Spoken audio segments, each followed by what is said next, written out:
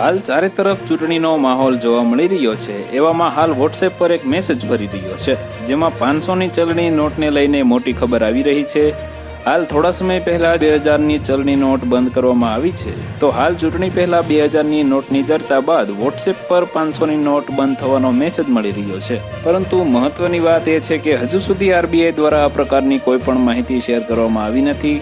ઘણા લોકો આ મેસેજને માત્ર અફવા બતાવી રહ્યા છે, પરંતુ વાસ્તવિકતા શું છે તે હજુ સુધી જાણી શકાયું નથી। ચૂંટણી પહેલા અવારનવાર આવા અનેક મેસેજ ફરતા રહે છે, જેને લઈને સામાન્ય નાગરિકોમાં ભારે કુતૂહલ સર્જાતું હોય છે। ત્યારે 500ની નોટનો કિસ્સો હાલ ભારે ચર્ચાનો વિષય બન્યો છે। તો વધુ માહિતી મેળવવા માટે ચેનલ સાથે જોડાયેલા રહો। વિડીયો પસંદ આવે તો લાઈક કરી દેજો, ચેનલમાં નવા છો તો સબસ્ક્રાઇબ કરી દેજો।